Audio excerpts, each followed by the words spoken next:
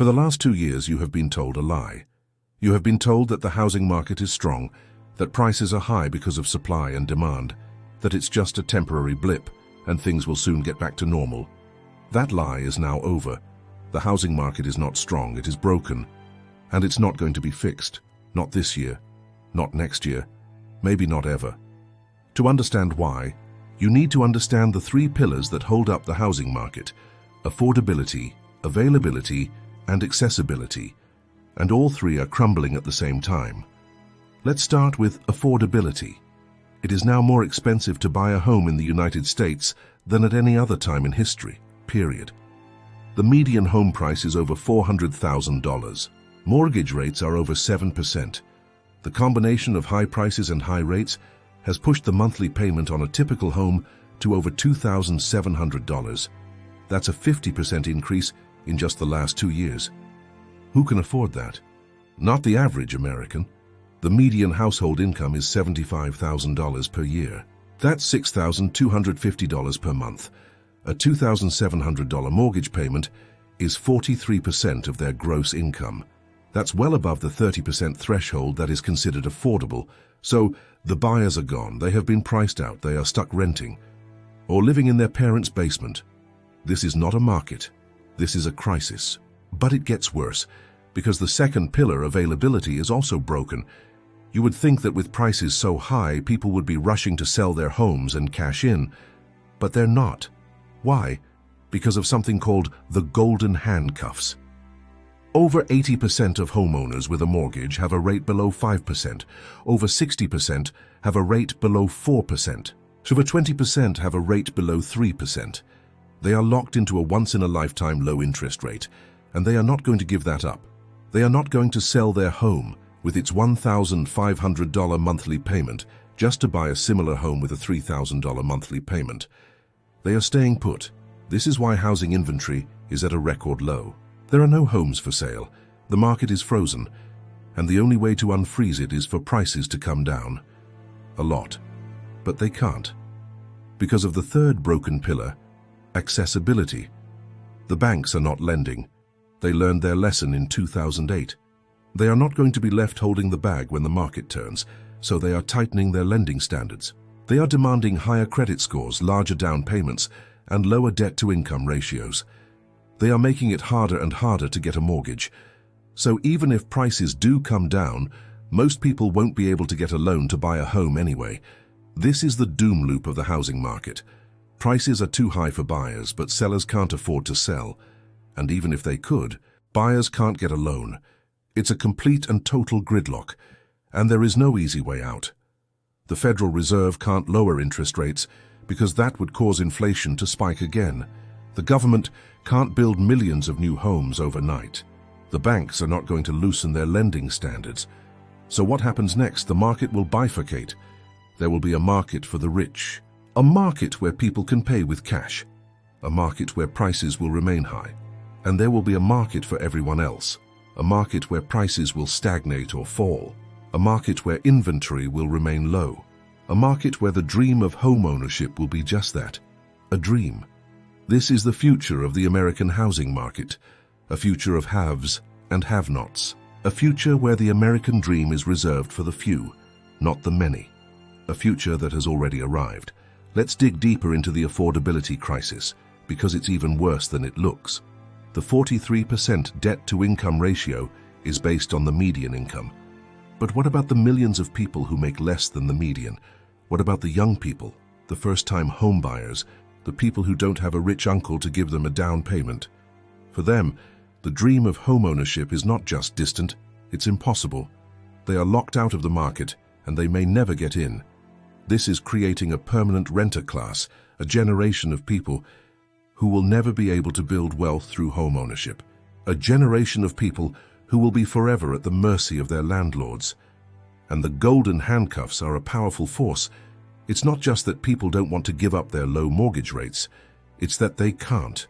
They are trapped. They can't move for a new job. They can't move to a bigger house if they have a growing family. They can't downsize if they are empty nesters. They are stuck. This lack of mobility is not just a personal problem, it's an economic problem. It makes the labor market less efficient. It makes it harder for companies to find the workers they need. It's a drag on the entire economy. And the tightening of lending standards is not just a cyclical phenomenon, it's a structural one. The banking industry is consolidating. The big banks are getting bigger, and the small banks are disappearing. And the big banks don't want to make small loans.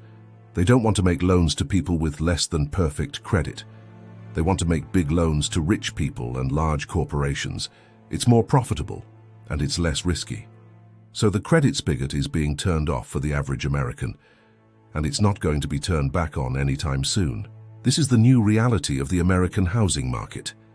It's a market that is no longer driven by fundamentals, like supply and demand. It's a market that is driven by financial engineering, by government intervention, and by the widening gap between the rich and the poor. It's a market that is no longer a pathway to the middle class, but a barrier to it. It's a market that is no longer a symbol of the American dream, but a symbol of its decline. And it's a market that is about to get a whole lot worse, because the one thing that could break the gridlock, the one thing that could bring prices down to a level that is affordable for the average American, is a recession, a deep, painful recession. A recession that would cause millions of people to lose their jobs and to default on their mortgages. A recession that would force the banks to foreclose on millions of homes. A recession that would flood the market with inventory and cause prices to crash. This is the ugly truth that nobody wants to talk about. The only thing that can fix the housing market is a crisis that would be devastating for millions of American families.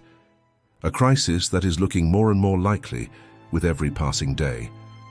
The housing market is broken, and the only thing that can fix it is to break it even more. This is the impossible choice that we now face, a choice between a frozen, unaffordable market and a crashing, chaotic one. There is no third option. There is no soft landing. There is only a hard choice and a harder fall. To do right. Let's talk about who benefits from this broken market. The answer is simple. The rich, the people who can afford to pay with cash. The private equity firms, the hedge funds, the foreign investors who are buying up single-family homes and turning them into rental properties. They are not just buying houses. They are buying a permanent, inflation-protected stream of income. They are buying the American dream and renting it back to you at a premium.